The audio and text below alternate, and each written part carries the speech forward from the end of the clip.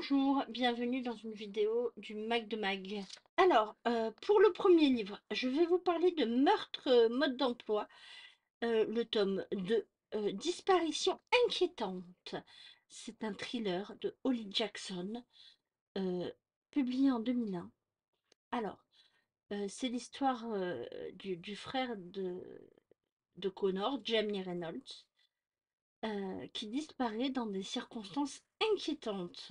Et Pippa va devoir reprendre du service car la police, elle refuse d'enquêter. Voilà. Mais en reprenant du service, elle va utiliser un podcast. J'ai beaucoup aimé le partage et l'avancée de l'enquête. J'ai bien aimé l'intrigue et voilà. Et les indices qui évoluent de fil en aiguille. J'aime bien les personnes, l'interrogatoire de personnes tout du long. J'ai beaucoup aimé, c'est une affaire rondement bien menée et en fait, ça m'a fait penser à, ça m'a fait réagir sur 2 questions. Est-on, coupable, des actes de nos parents? Et est-ce qu'un enfant est soumis à l'autorité parentale? Voilà, ces 2 questions, restent majeures. Ces 2 questions fondamentales pour moi et dans ce roman. Ça nous fait réfléchir là-dessus, vraiment. Ça nous fait poser des questions et vraiment, c'est très bien. Ensuite, j'ai lu Le Serment des 7 miroirs. C'est un fantasy de Samuel Rouget. Alors, c'est l'histoire de Naalice qui a été élevée par celui qu'elle appelle grand-père. euh, et ils habitent à Terraciel et plus particulièrement à Puy-Crottier. Naalice, va se rendre dans une école pour étudier et pour être spécialisée c'est une école qui est spécialisée pour les sylphes.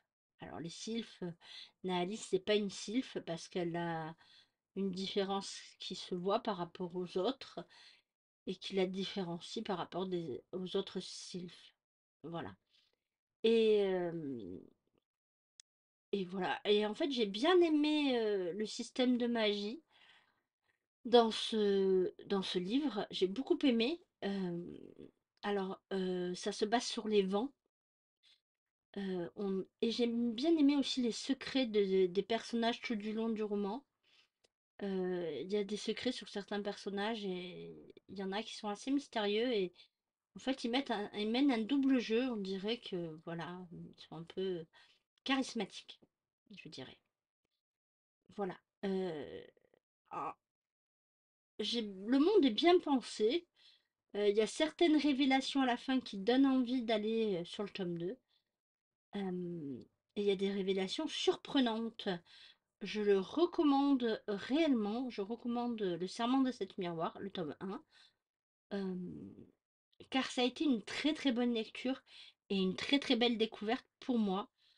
Je suis ravie d'avoir fait cette découverte à l'heure actuelle. Et il me tarde d'avoir le tome 2 en ma possession. Ensuite, on va passer sur une déception. J'ai dû lire ce livre pour le Booklanta, c'est le challenge. Et en fait, j'ai dû lire, on a fait une lecture commune, malheureusement. Ça n'a pas été la joie pour moi. C'était Je l'aimais, c'était une lecture contemporaine, de Anna Gavalda, et c'est publié en 2002. Alors c'est peut-être pour ça, parce que je sais pas. Alors c'est Chloé qui se sépare d'Adrien, et le père d'Adrien apporte un réconfort à la jeune fille, enfin la jeune femme. Il porte une certaine admiration pour son fils aussi, car lui, il a été incapable de quitter sa femme et ses enfants pour, euh, pour son bonheur. Voilà. Alors j'ai pas aimé ce livre, clairement. C'était très lent, malgré la petite taille. On ne sait pas quelles sont les vraies intentions du père. Est-ce qu'il veut la draguer? Est-ce que... Voilà. Euh, ça, ça m'a énervé. Je trouve cette confidence tellement mielleuse, mais c'est mielleux à souhait.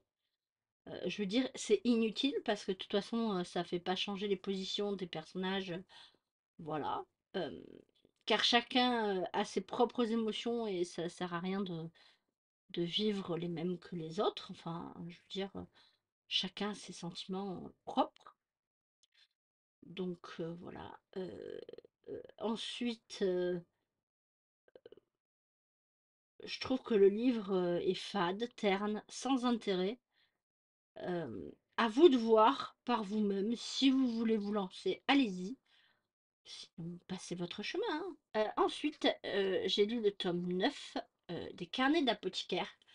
Alors, oui, c'est un manga, c'est un shonen historique. Alors, c'est dans ce tome-là, il y a une caravane de marchands qui est de passage en ville pour proposer les plus beaux articles aux concubines et aux dames de compagnie. Mais le danger court toujours à la cour intérieure. Oui, parce qu'on est à la cour intérieure, on est au Japon. Mais dans cette histoire, il y a une enquête sur deux jumelles et il y a un drôle d'émissaire étranger qui va faire des demandes un peu incompréhensibles. Il me tarde vraiment de lire la suite. Je pense que je vais l'emprunter en médiathèque. Voilà, ça va être bien. Donc, cette vidéo est finie pour aujourd'hui. Euh, alors, un pouce bleu, un abonnement, ça fait toujours plaisir. Merci d'avoir regardé cette vidéo. Et je vous dis à bientôt dans une nouvelle vidéo du Mag de Mag. Bye!